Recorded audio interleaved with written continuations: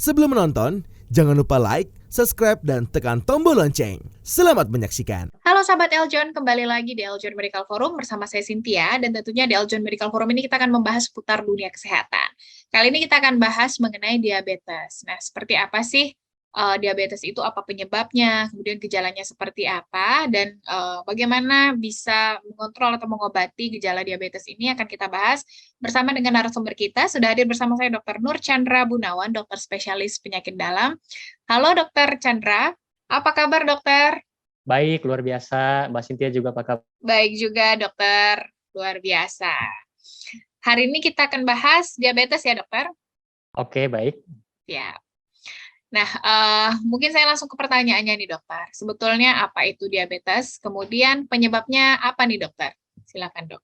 Baik, jadi diabetes mellitus atau DM itu sebenarnya adalah kelompok penyakit metabolik yang ditandai dengan kadar gula darah dalam darah yang tinggi. Ya, kadar gula dalam darah yang tinggi yang sebenarnya diakibatkan karena kurangnya insulin atau gangguan pada kerja insulin. Nah, apa sebenarnya insulin itu gitu ya? Jadi pada keadaan normal ketika kita makan ya, ketika kita makan makanan kan akan masuk ke dalam saluran pencernaan. Kemudian akan dipecah menjadi bentuk paling sederhananya yang menjadi gula sederhana. Akhirnya diserap masuk ke dalam darah. Nah, artinya akan terjadi peningkatan kadar gula darah ketika kita makan, itu otomatis memang begitu. Nah, tubuh melalui pankreas akan mengeluarkan hormon yang namanya insulin. Insulin ini sebenarnya hormon yang berfungsi untuk memasukkan gula darah ke dalam tubuh. Jadi biar gulanya bisa dipakai oleh sel kita. Jadi kalau diibaratkan sebenarnya insulin ini seperti kunci. Jadi seperti kunci yang bisa membuka agar gula bisa masuk ke dalam sel. Nah, pada diabetes itu kuncinya jumlahnya kurang ya, jadi insulinnya kurang, atau insulinnya cukup, tapi lubang kuncinya yang rusak, jadi nggak bisa berfungsi, nggak bisa kebuka, tetap tinggi di dalam darah. Kira-kira itu yang disebut sebagai diabetes mellitus. Oke, jadi kaitannya nih dokter, mungkin saya lebih perjelas lagi dokter, mungkin ada yang belum paham juga. Jadi kaitannya katanya mengkonsumsi berlebihan gula gitu dokter, kemudian dengan insulin dan diabetes ini seperti apa dok? Oke, jadi seperti kita ketahui, kalau misalnya seseorang konsumsi gula, atau kita sebutnya karbohidrat ya, karbohidrat terlalu banyak, itu akan diubah menjadi lemak. Nah, lemak di dalam tubuh yang terlalu tinggi ya, terutama lemak visceral, lemak di organ dalam yang terlalu tinggi akan bikin yang kita sebut resistensi insulin. Jadi insulinnya jadi nggak bisa berfungsi dengan maksimal gitu. Nah, selain itu kalau kita dalam satu waktu itu terlalu tinggi gitu. Nah, itu menyebabkan pankreas akan mengeluarkan insulin lebih banyak gitu. Jadi lebih banyak lama-lama pankreasnya capek. Pankreasnya capek, akhirnya insulinnya jadi berkurang gitu. Jadi makanya begitu kalau kita terbiasa konsumsi karbohidrat dalam jumlah banyak, itu bisa berakibat diabetes di kemudian hari gitu. Bukan sekarang tapi nanti di kemudian hari beberapa tahun mendatang. Oke, baik. Nah, jadi apa saja nih dokter penyebabnya dokter? Kemudian bagaimana kaitannya juga dengan faktor genetik gitu dok? Oke, kalau penyebab ya, Mm-mm. jadi diabetes ini kan sebenarnya ada dua tipe yang paling sering ya. Tipe 1 itu yang didapat dari anak-anak. Nah ini karena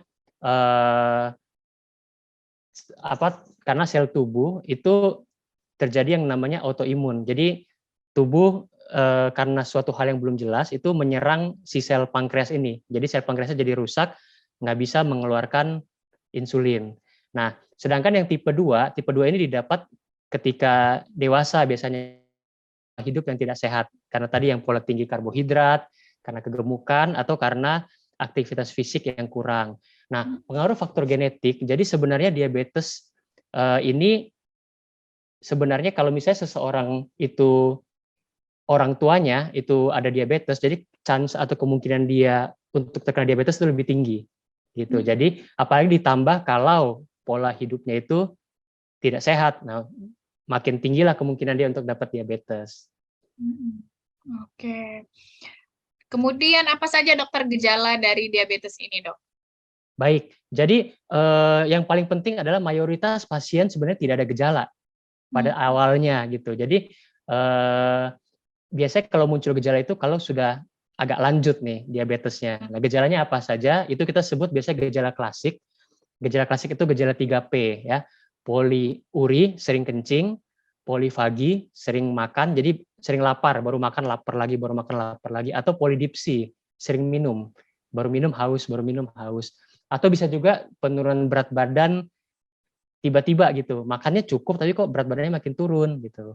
Atau bisa juga muncul gejala akibat komplikasi diabetesnya. Misalnya kalau dia kena ke saraf jadi sering kesemutan, sering baal. Atau kalau ke mata jadi ada gangguan penglihatan. Atau pada laki-laki bisa terjadi gangguan disfungsi seksual. Nah, itu semua adalah gejala diabetes. Tapi catatan penting adalah itu biasanya kalau sudah agak lanjut gitu. Oke.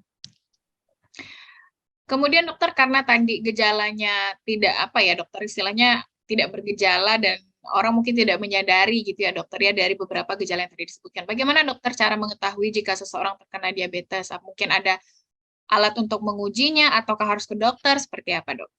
Iya, jadi ada pemeriksaan darah ya untuk mendeteksi apakah seseorang ini terkena diabetes. Saya yakin semua juga udah tahu, udah familiar ya. Jadi ada namanya gula darah puasa, gula darah sesudah makan, gula darah sewaktu, atau HbA1c. Jadi ini adalah semua pemeriksaan darah, biasa bisa diambil dari yang jari yang di jari atau yang di lengan ya, kalau di lab besar.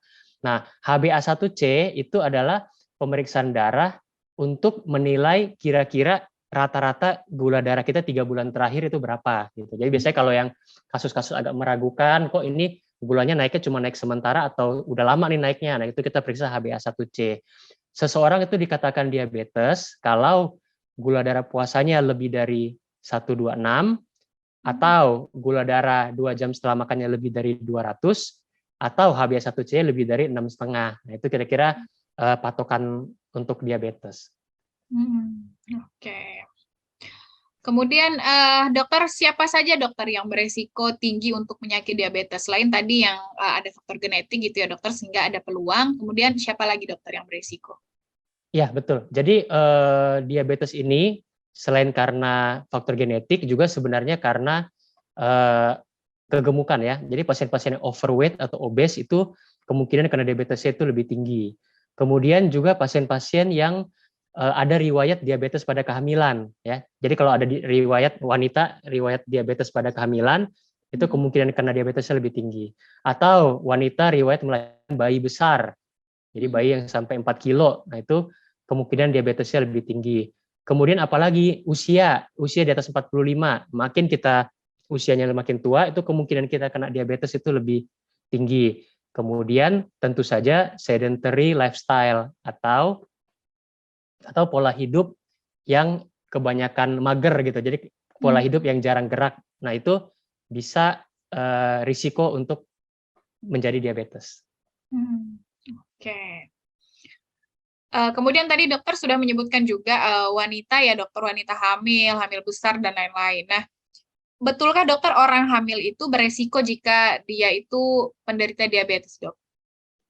Iya, betul sekali. Jadi sebenarnya pasien-pasien hamil ya yang sebelumnya sudah diabetes itu kita sarankan sebisa mungkin diabetesnya udah terkontrol dulu sebelum hamil. Kenapa? Karena kondisi kehamilan itu sendiri itu bikin resistensi insulin. Jadi kan ketika hamil ada perubahan-perubahan hormon gitu ya.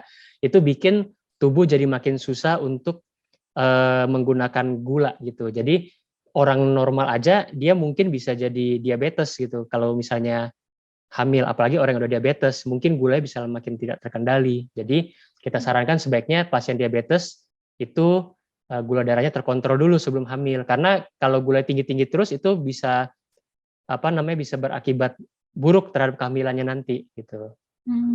Oke. Baiklah. Nah, kemudian tadi kan dokter bagaimana cara mengecek dan lain-lain ya dokter ya untuk diabetes ada caranya. Nah, apa nih dokter pentingnya untuk kita melakukan pemeriksaan kesehatan secara teratur, apalagi bagi pengidap penyakit diabetes, Dok? Iya, seperti yang tadi mungkin udah saya singgung sedikit ya, bahwa diabetes ini kan sebenarnya penyakit menahun ya, penyakit yang lama, kemudian dijuluki sebagai silent killer. Kenapa silent killer? Karena tidak bergejala sebenarnya atau gejalanya minimal waktu awal-awal. Jadi pasien bisa aja gulanya 300 atau 400 tapi nggak ada gejala sama sekali, bisa jalan, bisa kerja gitu. Jadi padahal gula darah tinggi ini kita tahu dia tidak baik. Dia bisa bikin gangguan pada organ sampai akhirnya terjadi komplikasi. Jadi penting sekali untuk tetap melakukan pemeriksaan kesehatan teratur gitu pada diabetes ini meskipun tidak ada gejala. Nah, kemudian Dokter Chandra, banyak masyarakat yang beranggapan bahwa ada diabetes yang kering, ada diabetes yang basah. Nah, itu kalau dari dunia medis sendiri seperti apa, dokter? Apakah memang terbagi menjadi dua kategori ini atau seperti apa? Iya, jadi kalau di dunia medis kita tidak kenal istilah diabetes kering dan diabetes basah gitu. Itu kayaknya istilah yang muncul di awam karena ada populasi pasien diabetes yang kok kalau luka yang satu basah nggak sembuh-sembuh, kok yang satu kering gitu, menghitam. Nah, jadi tapi sebenarnya di dunia medis nggak ada istilah diabetes kering atau diabetes basah. Itu kira-kira. Oke, tapi kenapa dokter tadi berbicara soal lukanya ya dokter? Ada lukanya yang dia basah dan sulit sembuh katanya gitu dokter. Ada juga yang langsung menjadi hitam dan mengering gitu.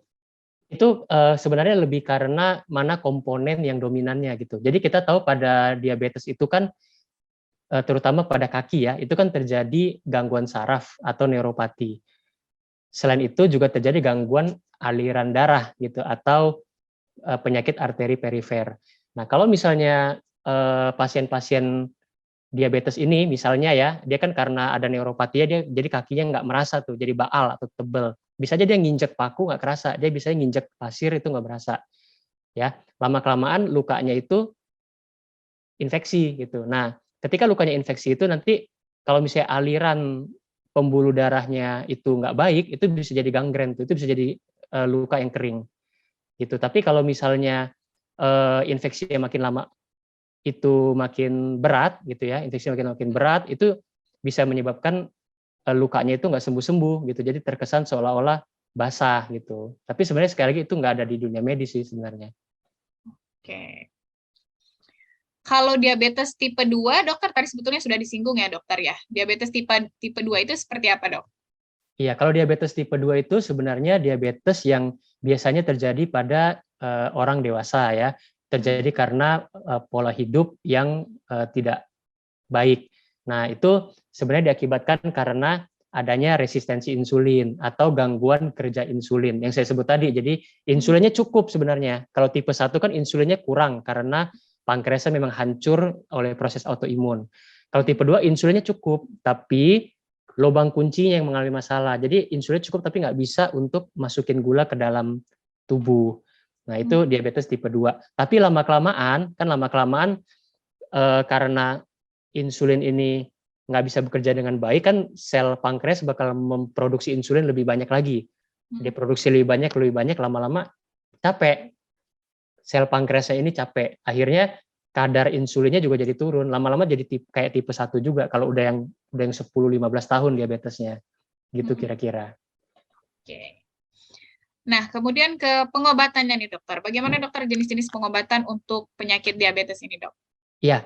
Jadi pengobatan meskipun namanya pengobatan tapi tidak selalu dengan obat ya. Kita kenal manajemen pasien itu memberi insight ya, jadi membetulkan gitu pola pikir pasiennya. Apa itu diabetes, kenapa bisa diabetes, terus kenapa saya harus minum obat, kenapa saya harus menjaga pola hidup meskipun saya nggak ada gejala. Itu edukasi. Kemudian yang kedua itu adalah perubahan pola hidup, gitu ya, ngerubah pola makannya atau meningkatkan aktivitas fisiknya yang tadinya jarang gerak jadi lebih banyak bergerak.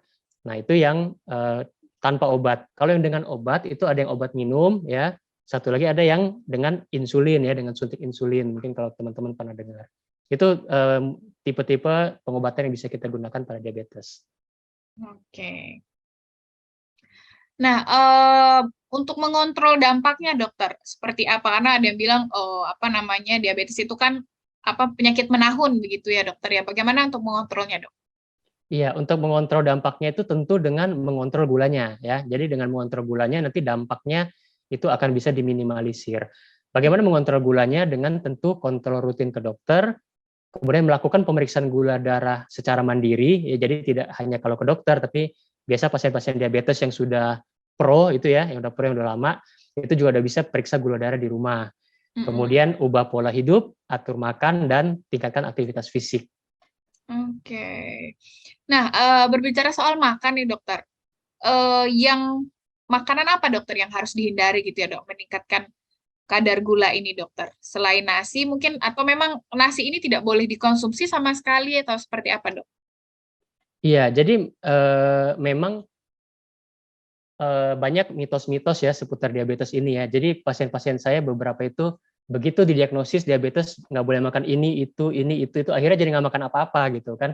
Padahal kalau kita paham tentang penyakitnya, gitu ya, sebenarnya untuk diabetes ini yang bukan pantangnya sih sebenarnya, tapi kita batasi ya, kita batasi jumlah ya, kemudian jenis gitu ya, dan juga jarak makannya. Jadi makan tetap aja kayak biasa 3 kali sehari gitu ya.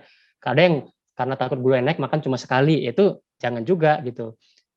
Jadi makan 3 kali, kemudian ada 2 snack ya, 2 cemilan diantaranya. Nah, makanan apa aja gitu. Betul bahwa makanan tinggi karbohidrat itu akan bikin gulanya makin susah terkendali gitu ya. Jadi batasi karbohidratnya. Nasi tetap boleh, nasi putih, nasi merah silakan, tapi batasi. Ada yang 7 sendok gitu ya, 7 sendok makan. Kalau makan yang nggak nasinya 1 piring nggak puas gitu ya. Nah, itu yang kita ubah gitu. Jadi jumlahnya tadi ya, tetap boleh makan nasi, boleh makan karbohidrat boleh, tapi jumlahnya kita atur. Kemudian jenisnya jangan 2 karbo sekaligus gitu ya, nasi dan kentang. Ya udah kentang ada nasi lagi. Nasi dan mie gitu. Jadi jangan 2 jenis sekaligus. Yang juga hindari gula-gula sederhana. Kita tahu gula sederhana itu kan begitu kita makan itu naikin gulanya cepat gitu. Ganti dengan gula yang kompleks, karbohidrat kompleks. Apa contohnya? Serat. Serat itu lama dicernanya, jadi dia naikin gula juga pelan-pelan. Nah, kira-kira itu sih kalau untuk makanan. Jadi sebenarnya tidak ada yang pantang ini nggak boleh gitu. Kalau konsumsi gula tapi gulanya yang mungkin ada beberapa brand yang mengeluarkan gitu ya dokter ya, gula khusus untuk pengidap diabetes segala macam, itu gimana dok? Iya, itu boleh karena kan itu nggak naikin gula darah ya, dia pakai gula lain gitu ya, dia pakai pemanis lain, dia pakai pemanis lain, jadi itu boleh sebenarnya. Sahabat Eljon, itu dia tadi kita bahas soal diabetes ya, banyak sekali tipe-tipenya, kemudian juga penyebab, gejala, dan yang paling penting bagaimana tadi harus melakukan pengecekan juga supaya tahu apakah kita sedang mengidap diabetes atau mungkin penyakit lainnya. Tapi jangan kemana-mana, akan kita lanjutkan tetap di Eljon Medical Forum.